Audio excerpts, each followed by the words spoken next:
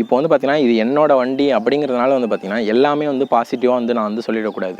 ஒரு ரிவ்யூ எடுக்கிறேன் அப்படிங்கிற பட்சத்தில் எனக்கும் என்ன குறைகள் இருக்கோ அது எல்லாத்தையுமே என் தரப்புலேருந்து நான் வந்து சொல்லிட்டேன். உங்களுக்கும் எதுவும் குறைகள் இருந்தால் நிறைகள் இருந்தால் கண்டிப்பாக கமெண்ட் பாக்ஸில் வந்து கமெண்ட் பண்ணுங்கள்.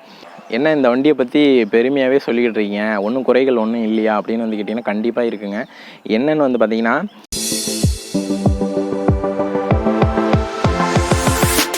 அனைவருக்கும் வணக்கம். இன்றைக்கி நம்ம வீடியோவில் எதை பற்றி பார்க்க போகிறோம்னா, நம்ம சப்ஸ்கிரைபர் 2-3 பேர் கேள்வி கேட்டிருந்தாங்க. ப்ரோ, உங்களோட MF 7250 மாடலை வந்து ஓனர்ஷிப் ரிவ்யூ மாதிரி கொடுங்க, நான் வந்து இங்கே வண்டி எடுக்க போகிறோம் அப்படிங்கிற மாதிரி கமெண்ட் பண்ணியிருந்தாங்க. அதுக்கான வீடியோ தான் இது. இந்த வீடியோவில் பார்த்தீங்கன்னா ஓப்பனாக என் மனசுக்கு என்ன பட்டுச்சோ, இந்த வண்டியில் என்ன குறைகள் இருக்குது, என்ன நிறைகள் இருக்குது, என்னென்ன விஷயங்கள் மாற்றினா இந்த வண்டி நல்லாயிருக்கும் அப்படிங்கிற மாதிரி ஓப்பனாக வந்து சொல்லிடுறேன். உங்களுக்கு எதுவும் மாற்று கருத்துக்கள் இருந்ததுன்னா கண்டிப்பாக கமெண்ட் பாக்ஸில் வந்து கமெண்ட் பண்ணுங்கள். இப்போ வாங்க வீடியோக்குள்ளே போகலாம். இப்போ ஃபஸ்ட்டு வந்து பார்த்திங்கன்னா டீசல்லேருந்து ஸ்டார்ட் பண்ணிடலாம்.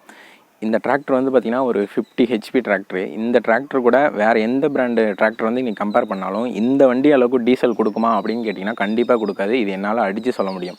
ஏன் அப்படி வந்து தெளிவாக நான் சொல்கிறேன் அப்படின்னு வந்து பார்த்திங்கன்னா, நாங்கள் வந்து அதிகமாக வந்து பார்த்திங்கன்னா பேலர் தான் ஓட்டியிருக்கோம். பேலர் ஓட்டும்போது நாங்கள் எப்படி டீசல் செக் பண்ணோம் அப்படின்னு வந்து பார்த்திங்கன்னா, நாங்கள் ஒரு 100 ஹவருக்கும் வந்து பார்த்திங்கன்னா நாங்கள் வந்து டீசல் கணக்கெலாம் ஃபுல்லாக எழுதி வைப்போம். டீசல் கணக்கு எப்படி எழுதுவோம்னா, அமௌண்ட்டு போடாமல் லிட்டர் பேசிஸில் எழுதி வைப்போம்.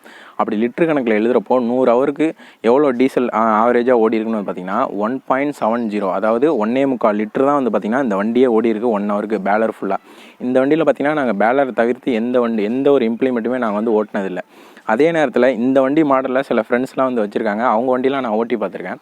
அதுலேயும் வந்து பார்த்திங்கன்னா அவங்களும் சொல்கிற விஷயம் பார்த்திங்கன்னா டீசல் நல்லாயிருக்கு, 50 ஹெச்பியில் இந்த மாதிரி வண்டி ஒரு டீசல் கொடுக்குதுன்னா இது ஒரு நல்ல ஒரு விஷயம் தான் அப்படிங்கிற மாதிரி தான் அவங்களோட கருத்தாகவும் இருக்குது.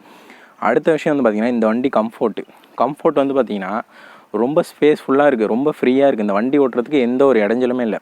ஒரு டிரைவர் ஆப்ரேட்டர் ஏறி இறங்குறதா இருக்கட்டும், மேலேருந்து சடனாக இறங்குறதா இருக்கட்டும், எல்லாத்துக்குமே வந்து பார்த்திங்கன்னா இந்த வண்டி ரொம்ப கம்ஃபர்டபுளாக ரொம்ப ஈஸியாக இருக்கும். இப்போ இன்னொரு விஷயம் வந்து பார்த்திங்கன்னா கம்ஃபோர்ட்டுக்கு நீங்கள் பேலர் உதாரணத்துக்கு ஓட்டுறீங்க. அப்போ வந்து பார்த்திங்கன்னா ஒரு நாளைக்கு வந்து பார்த்திங்கன்னா ஒரு 50-60 நட பார்த்திங்கன்னா நீங்கள் வண்டியை விட்டு இறங்கி ஏறுற மாதிரி இருக்கும். அந்த மாதிரி விஷயத்துலாம் வந்து பார்த்திங்கன்னா இந்த வண்டியை வந்து அடிச்சிக்கவே முடியாது. ஈஸியாக ஏறி ஈஸியாக இறங்கிடலாம். அந்தளவுக்கு ஒரு கம்ஃபோர்ட் இருக்கும். நீங்கள் எந்த அளவுக்கு நீங்கள் அந்த வண்டியை 1 டே ஃபுல்லாக ஓட்டினாலும் வந்து பார்த்திங்கன்னா உங்களுக்கு வண்டி வந்து டெம்பரேச்சரே ஏறாது. அந்தளவுக்கு ஒரு பெர்ஃபார்மன்ஸோட ரொம்ப பக்காவாக டிசைன் பண்ண மாதிரி இந்த வண்டி இருக்கும். அதே மாதிரி நீங்கள் உள்ளுக்குள்ளே போகிற ஏர் வந்து பார்த்திங்கன்னா ரேடியேட்டர் கூல் பண்ணுறதோடு இல்லாமல் வெளில வர ஏர் வந்து பார்த்திங்கன்னா ஃபுல்லாக இன்ஜின் மேலே பட்டு ஃபுல்லாக வெளியில் ஈஸியாக வரும். அதனால் வந்து பார்த்திங்கன்னா இன்ஜின் ஃபுல்லாக காற்றோட்டமாக ஃபுல்லாக ஸ்பேஸ் ஃபுல்லாக இருக்கிறதுனால உங்களுக்கு வந்து டெம்பரேச்சரே ஏறாது. டெம்பரேச்சர் கேஜ் வந்து எனக்கு வந்து இந்த வண்டியில் வந்து ஒரு 80க்கு மேலே வந்து பார்த்திங்கன்னா டெம்பரேச்சர் கேஜ் இந்த வண்டியில் வந்து தூக்குனதே கிடையாது. அந்தளவுக்கு ஒரு டெம்பரேச்சர் இல்லாத ஒரு வண்டியாக இருக்கும் ஆல்மோஸ்ட். அப்புறம் இன்னொரு விஷயம் வந்து பார்த்திங்கன்னா, வண்டி ஓட்டுற டிரைவருக்கு வந்து ஒரு ஹீட் இஷ்யூ அப்படிங்கிற ஒரு பிரச்சனையே வந்து பார்த்திங்கன்னா இந்த வண்டியில் வந்து வராது. இது ரொம்ப முக்கியமான ஒன்று. அதுக்கப்புறம் வந்து பார்த்திங்கன்னா இந்த வண்டியில் யூஸ் பண்ணுற பெடல்ஸ்லாம் வந்து பார்த்திங்கன்னா ரொம்ப ஸ்மூத்தாக இருக்கும். உங்களுக்கு வந்து காலே வலிக்காது. பேலர் ஓட்டுறவங்களாம் சில பேருக்கு தெரிஞ்சிருக்கும். பேலர் ஒரு நாளைக்கு அதிகமாக 500 கட்டு 600 கட்டு அப்படின்னு ஓட்டும்போது வந்து பார்த்திங்கன்னா கால்லாம் அதிகமாக வலிக்கும், ரொம்ப அசந்து போயிடும். இந்த 2 மூட்டுலாம் வந்து பார்த்திங்கன்னா நம்ம வண்டி ஓட்டு முடிச்சதுக்கப்புறம் நைட்டு தான் அதோட வலியே தெரியும். அந்த அளவுக்கு ரொம்ப பெயின்ஃபுல்லாக இருக்கும். அந்த பெயின்லாம் வந்து பார்த்திங்கன்னா இந்த வண்டியில் வந்து இருக்காதுன்னு சொல்ல முடியாது, ரொம்பவே சுத்தமாக குறைஞ்சிரும் அப்படி தான் சொல்லணும். உங்களுக்கு வலி எதுவுமே இருக்காது. வண்டி ஓட்டுறதுக்கு ரொம்ப ஸ்மூத்தாக இருக்கும். சைட் ஷிஃப்ட் கியர் வந்து பார்த்திங்கன்னா மற்ற வண்டி மாதிரி கொஞ்சம் கீழே இறக்கி போடாமல் வந்து பார்த்திங்கன்னா ஓரளவுக்கு மேலேயே இருக்குது. ஒரு கிட்டத்தட்ட பஸ் ஓட்டினா என்ன ஃபீல் இருக்குமோ அந்த ஃபீல் வந்து இந்த வண்டியில் இருக்கும். இது என்னால் அடித்து சொல்ல முடியும். இந்த வண்டி வந்து ரோடு ரன்னிங்கில் எவ்வளோ ஸ்பீடு போகும்னு நீங்கள் நினைக்கிறீங்க? அப்ராக்சிமேட்டாக கிட்டத்தட்ட 40 கிலோமீட்டர் வேகத்தை வந்து இந்த வண்டி வந்து ரீச் பண்ணுதுங்க. எப்படின்னு கேட்குறீங்களா? நாங்கள் வந்து ஸ்பீடு மெஷர்மெண்ட் வந்து எப்படி செக் பண்ணோன்னா, நாங்கள் மொபைல்லே யூஸ்வலாக நல்ல சிக்னல் ஸ்டெபிலிட்டி உள்ள ஏரியாக்குள்ளே போயிட்டோம். ஏரியாக்குள்ளே போய்ட்டு நல்ல பைபாஸில் ஃபுல்லாக வந்து நாங்கள் வந்து ஆக்சிலேட்டர் வந்து ப்ரெஸ் பண்ணோம். ப்ரெஸ் பண்ணுறப்போ எவ்வளோ ஸ்பீடு போணுச்சுன்னு வந்து பார்த்திங்கன்னா 40 கிலோமீட்டர், அதாவது 39 கிலோமீட்டர் ஸ்பீடு வந்து இந்த டிராக்டர் வந்து போணுச்சு. நாங்கள் வந்து ஜிபிஎஸ்சில் வந்து மெஷர் பண்ணோம்.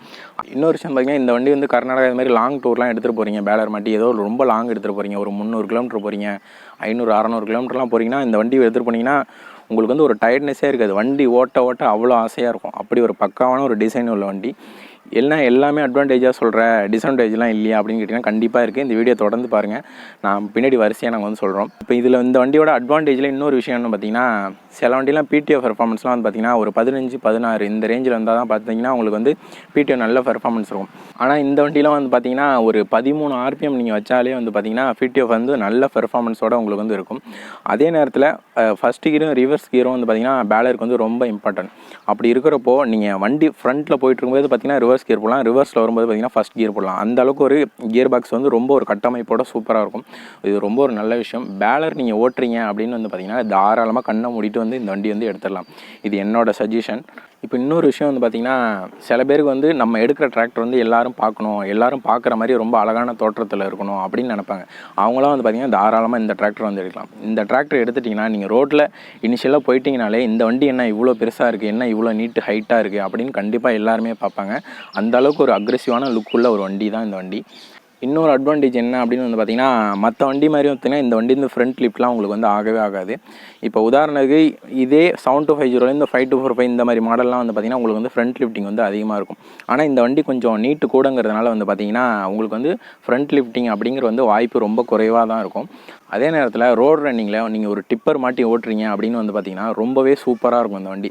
நீங்கள் ஓட்ட அவ்வளோ ஒரு ஆசையாக இருக்கும். பிரேக்கிங் பெர்ஃபார்மன்ஸ்லாம் வந்து பார்த்திங்கன்னா வண்டியோட வெயிட் வந்து பார்த்திங்கன்னா ஈவனாக கொடுத்துருப்பாங்க. அப்படினால பிரேக்கிங் பெர்ஃபார்மன்ஸும் ரொம்ப சூப்பராக இருக்கும் இந்த வண்டி.